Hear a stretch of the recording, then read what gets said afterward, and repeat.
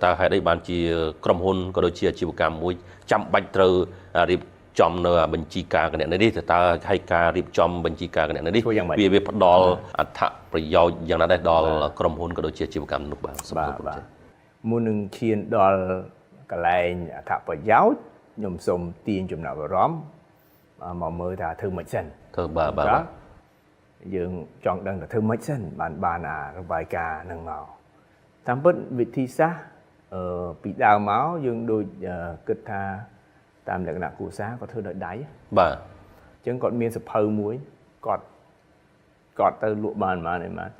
ปนใต้การทัวร์โดยได้เบอร์เซนเชียอาชีพกรรมยังตู้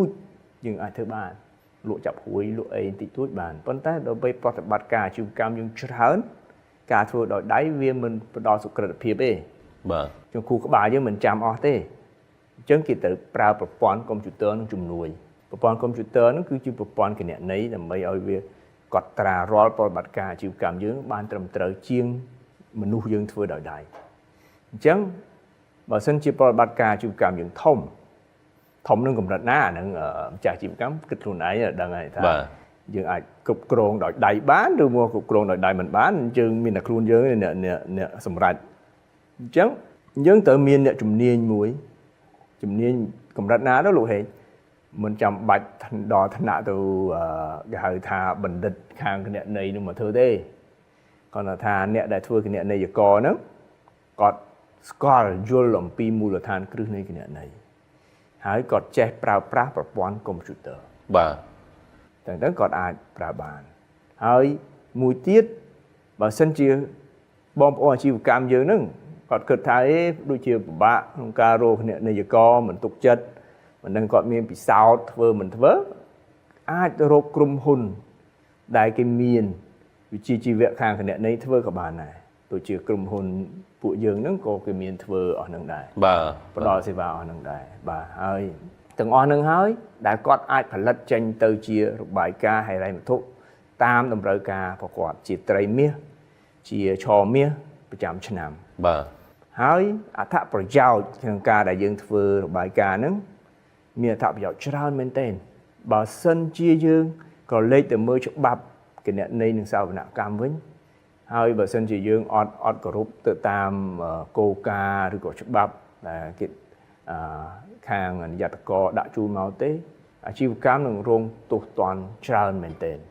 ច្រើនអញ្ចឹងហើយយើងជាអាជីវកម្មដែលមានស្តង់ដារត្រឹមត្រូវតែមានវិជ្ជាការគណនេយ្យទីនឹងអត្ថប្រយោជន៍គឺយើងគោរពច្បាប់អាជ្ញាកោនិងគណនេយ្យនិងសាវនកម្មនោះទី2អត្ថប្រយោជន៍បានទៅលើអ្នកប្រើប្រាស់របាយការណ៍ហិរញ្ញវត្ថុអ្នកណាគេជាអ្នកប្រើប្រាស់របាយការណ៍ហិរញ្ញវត្ថុអ្នកប្រើប្រាស់របាយការណ៍ហិរញ្ញវត្ថុមិនមែនមានតែផ្ទៃក្នុងក្រុមហ៊ុនយើងទេខ្ញុំឧទាហរណ៍បើយើងជាម្ចាស់អាជីវកម្មឲ្យតែតកែមើលមួយទៅបានមិនមែនមានអីចឹងទេរបាយការណ៍ហិរញ្ញវត្ថុហ្នឹងអ្នកខាងក្រៅក៏មើលបានដែរឧទាហរណ៍ថាឥឡូវដូចធនាគារគេចង់ឲ្យ loan យើងទៅខ្ចី loan គេហើយបើគេអត់ដឹងស្ថានភាពហិរញ្ញវត្ថុរបស់យើងផងគេមិនជឿជាក់ថាយើងមានលទ្ធភាពសងចារបាយការណ៍ហិរញ្ញវត្ថុនឹងហើយដែលអនុញ្ញាតឲ្យគេវិភាគបានងាយស្រួល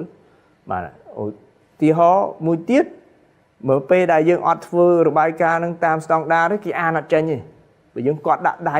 វាអត់ស្តង់ដារអញ្ចឹងគេអានអត់ចេញទេហ្នឹងហើយបើសិនជាដៃគូយើងនឹងជាជនជាតិបរទេសទៀតកាន់តែអានមិនចេញទៀតដែរអញ្ចឹងបើសិនជាយើងធ្វើនៅក្នុងប្រព័ន្ធជាស្តង់ដារអ្នកមកពីអាមេរិកកាំងក៏អានបានអ្នកមកពីអឺរ៉ុបក៏អានបានអញ្ចឹងគេលើកទឹកចិត្តឲ្យយើងធ្វើរបាយការណ៍តាមស្តង់ដារហ្នឹងឯងអញ្ចឹងងាយស្រួលក្នុងការដែលយើងវិភាគងាយស្រួលក្នុងការផ្ដល់ទំនុកចិត្តងាយស្រួលក្នុងការយល់អានទៅយល់ហើយទី3ចុងក្រោយគឺថាផលប្រយោជន៍ធំមែនទែននោះគឺថាអ្នកផ្ទៃក្នុងយើងមានការទុកចិត្តអ្នកផ្ទៃក្នុងមានការទុកចិត្តក្នុងការរៀបចំផែនការអាជីវកម្មខ្ញុំឧទាហរណ៍ថាឆ្នាំនេះយើងចំណេញបាន 100000 អញ្ចឹងឆ្នាំក្រោយខ្ញុំចង់បាន 300000 500000 តើយើងត្រូវធ្វើយុទ្ធសាស្ត្រយ៉ាងម៉េចផែនការយ៉ាងម៉េចពង្រីកយ៉ាងម៉េចគឺយកមូលដ្ឋានរបាយការណ៍ហិរញ្ញវត្ថុហ្នឹងឯងយកទៅធ្វើបាទសរុបមកវិញរបាយការណ៍ហិរញ្ញវត្ថុមានសារៈសំខាន់ដល់ម្ចាស់អាជីវកម្មនិងអ្នកប្រើប្រាស់របាយការណ៍ហិរញ្ញវត្ថុទាំងអស់ បាទ សម្រាប់យកទៅពិចារណាយកទៅបន្តអាជីវកម្មធ្វើយុទ្ធសាស្ត្រធ្វើផែនការផ្សេងៗ